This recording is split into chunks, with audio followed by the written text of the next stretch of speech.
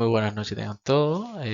Mi nombre es Miguel Guillermo Abreu Cárdenas y vamos a estar presentando el paper que me tocó desarrollar, el cual tiene por nombre Histological Confirmation of Myelinated Neural Filaments within the tip of the neurotrophic electrode after a decade of neural recordings, o lo que en español vendría siendo confirmación histológica de filamentos neuronales mielinizados en la punta del electrodo neurotrófico tras una década de registros neuronales.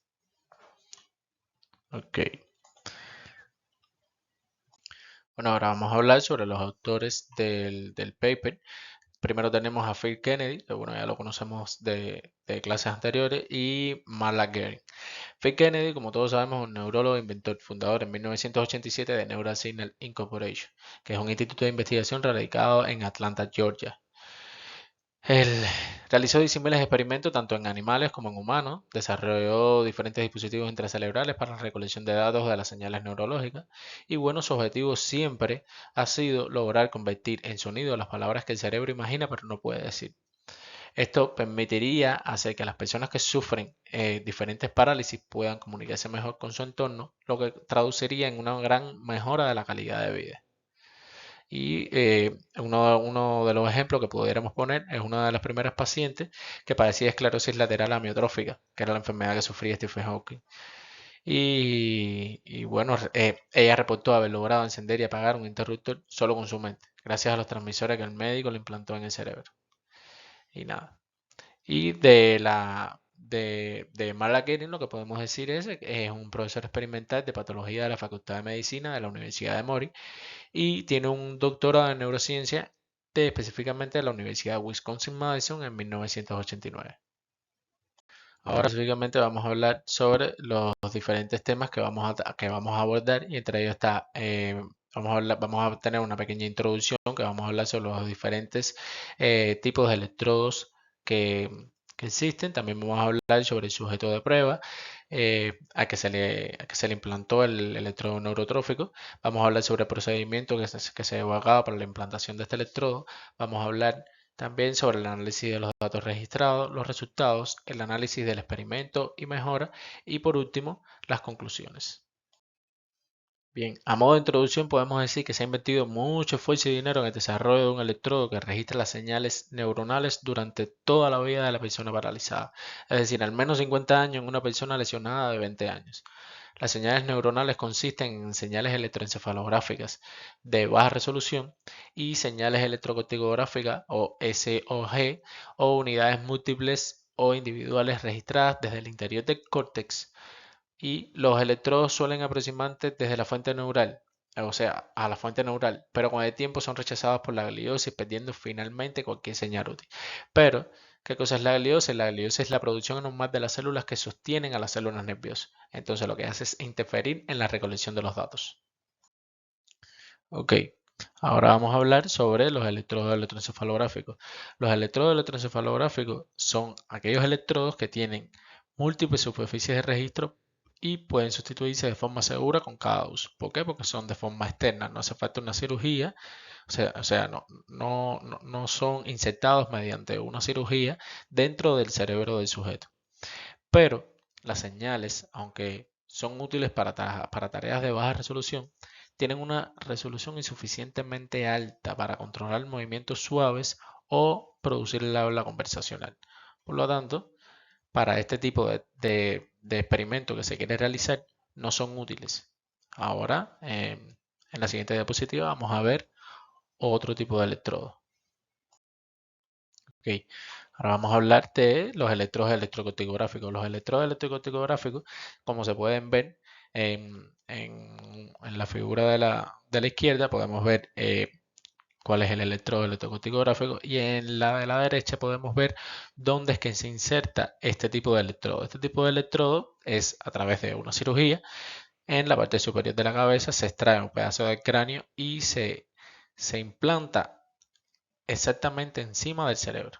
Entonces, como podemos ver, las señales de los electrodos electrocorticográficos son invasivas debido a que hace falta cirugía para poder implantar este electrodo y utilizan el dominio de la frecuencia registrado a partir de grupos de neuronas y axones. Los registros intracorticales han dado lugar a registros durante varios años, pero los resultados indican una pérdida de la señal del 85% en 3 años. Por lo tanto, podemos decir, con los resultados anteriormente, o sea, con los datos anteriormente eh, explicados, podemos decir que ninguno de los electrodos anteriormente clasifica como un electrodo de registro de por vida debido a la poca vida útil que representa cada uno.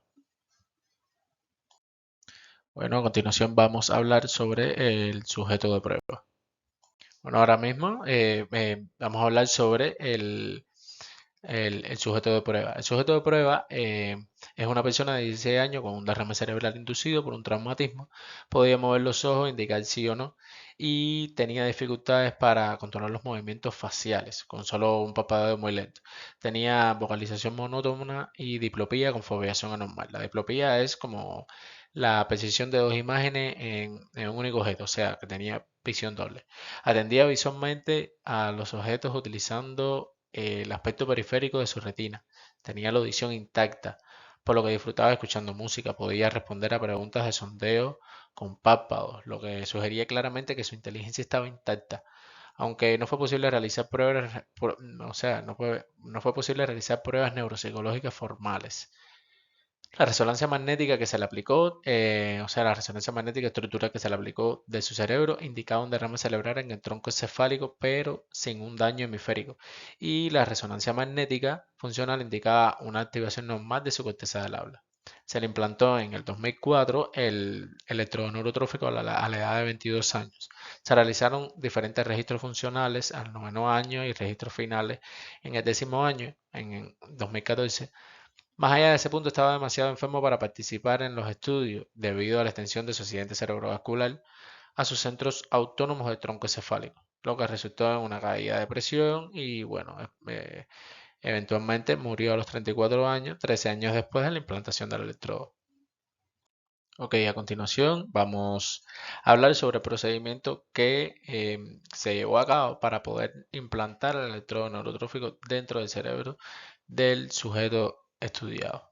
Ok, los electrodos neurotróficos. El electrodo neurotrófico se montó a mano bajo un microscopio. O sea, se enrollaron los alambres de oro 99.9% aislado con teflón alrededor de una pipeta hasta la longitud deseada, normalmente siempre de 1 a 3 centímetros. O sea, y eso se puede ver aquí en la figura A. Los hilos del electrodo se enrollan en una pipeta de vidrio y luego se les da forma para que el electrodo no pueda entrar, o sea, no puede entrar muy profundamente en la corteza. Se tiró una pipeta de vidrio y se cortó la punta de modo que el diámetro de la punta fuera de 50 micras en el extremo profundo y de 200 a 300 micras en el extremo superior ancho, como se muestra aquí en esta figura, en la figura B, que se pueden ver los 4 cables con superficie de contacto oscuras dentro de la punta del cono de vidrio indicado por la flechita. Esto que está aquí. Bueno, dentro de la electrónica implantable se implantó un dispositivo electrónico de doble canal bajo el cuero cabelludo por encima del cráneo con el electrodo implantado en la corteza de la hora para registrar las señales neuronales y transmitirlas mediante una portadora de frecuencia modulada. Se colocó una bobina de inducción de potencia sobre una bobina receptora implantada para alimentar el dispositivo y encenderlo. Durante las sesiones de grabación, la bobina de inducción de potencia y las bobinas receptoras de la señal de frecuencia modulada se fijaron al cuero cabelludo para proporcionar estabilidad, como se muestra en esta figura. Siguiendo con la electrónica implantable, las señales de moduladas se pasaron por amplificadores CWB, que son estos que están aquí específicamente. Aquí. Los datos análogos se archivaron en una grabadora DDS para su análisis fuera de línea. Los traumatismos sufridos por la electrónica debido a la manipulación de la cabeza durante la higiene obligaron a sustituir las unidades en 3 ocasiones. Cabe recalcar que las unidades que se sustituyeron no fueron las que, o sea, nunca en ningún momento se sustituyó el electrodo neurotrófico, siempre fueron las unidades externas. Las unidades electrónicas estaban protegidas por elvas internamente y sin lastig externamente, para aislamiento y protección contra traumatismo respectivamente. La electrónica de registro era totalmente pasiva, no contenía baterías y no se utilizaba para estimulación, por lo que no había peligro de descarga eléctrica. Ok, ahora vamos a hablar específicamente del análisis de los datos registrados. Bien, respecto a los datos registrados, tenemos que las amplitudes de las señales neuronales oscilaron entre 12 y 80 microvolt pico pico.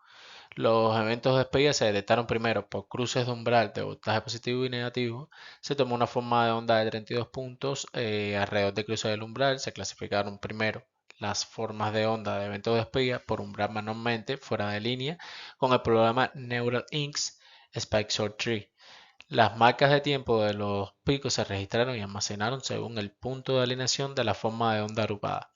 Los parámetros finales del espacio de características derivados de este análisis se guardaron para su uso en otras sesiones de grabación posteriormente. Siguiendo con el análisis de los datos, podemos ver en esta figura de aquí, se ilustra un panel, o sea, el panel A, un ejemplo de los datos continuos en el que se etiquetan unidades individuales similares. O sea, este panel ilustra un flujo de datos continuo de 40 milisegundos, por lo que se puede corroborar que el sujeto estudiado tenía una correcta actividad cerebral en el momento de las recolecciones de datos y durante todo el experimento. Y se puede observar la baja amplitud de los datos. Las unidades potenciales individuales están separadas por A, B y C respectivamente.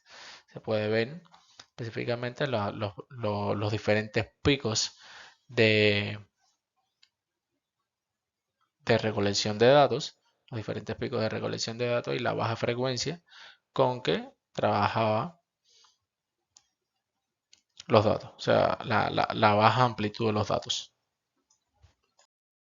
O sea, siguiendo con el análisis de los datos, podemos ver en esta imagen específicamente el panel B que ilustra las 4 unidades únicas con una base temporal de 1 milisegundo, una base temporal de 1 milisegundo y una amplitud pequeña. Para discriminar estas unidades de ruido, de ruido, los autocorrelogramas muestran solo picos únicos.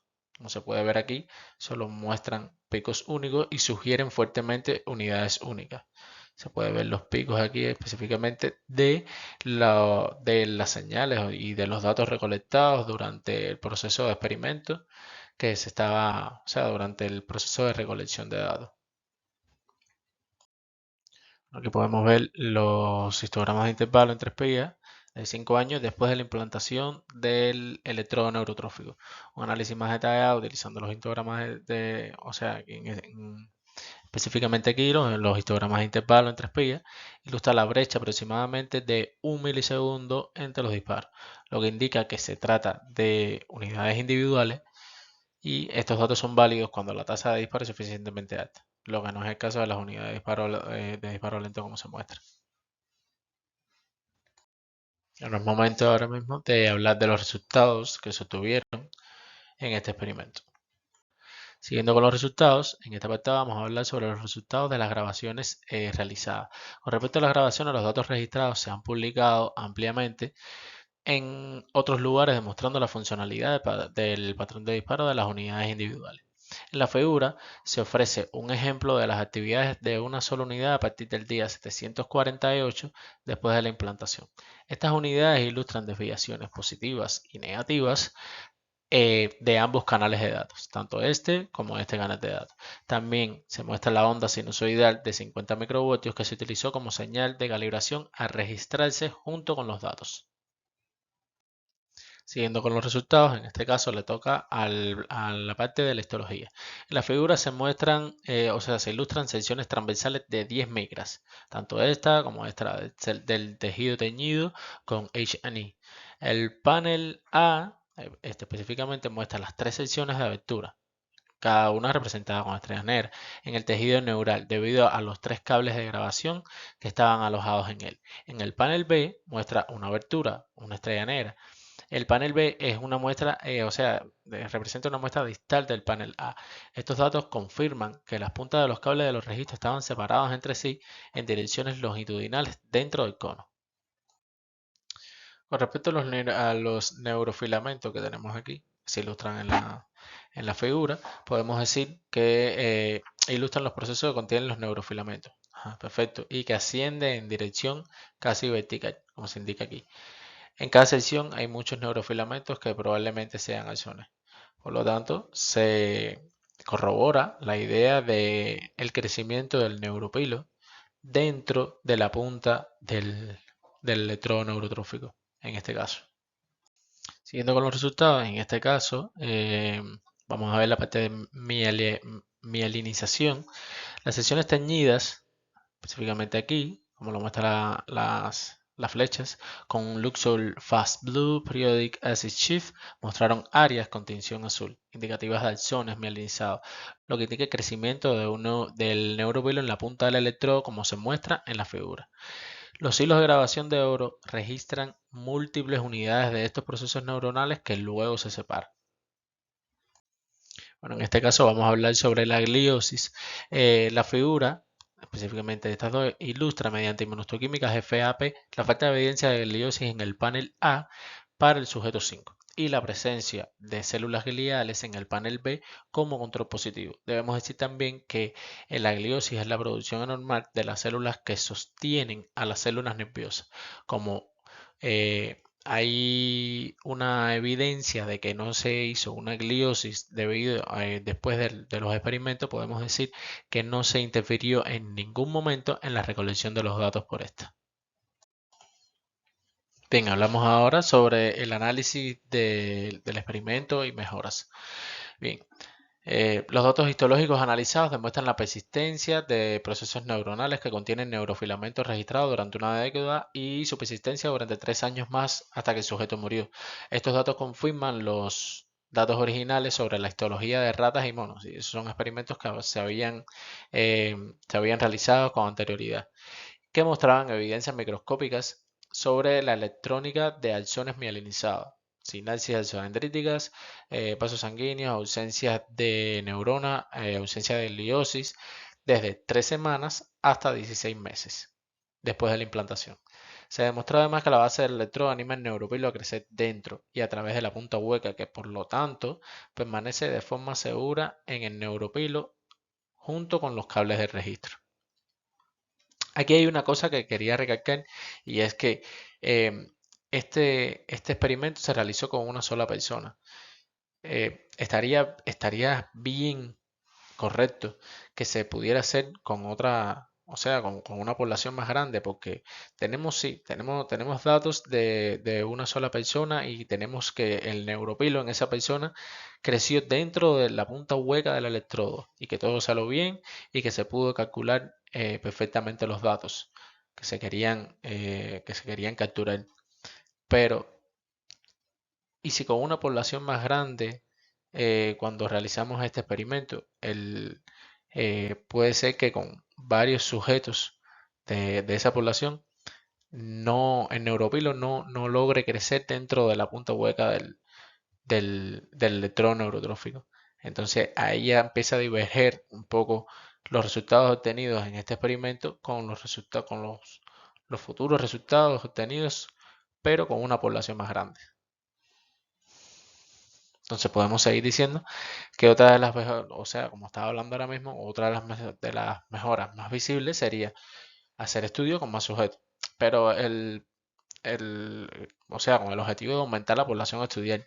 Pero debido a los problemas éticos que representa la realización de estos procedimientos, como los procesos burocráticos, eh, también eh, la parte económica y las licencias que se tienen que obtener para llevarlos a cabo, se hace bastante difícil su realización.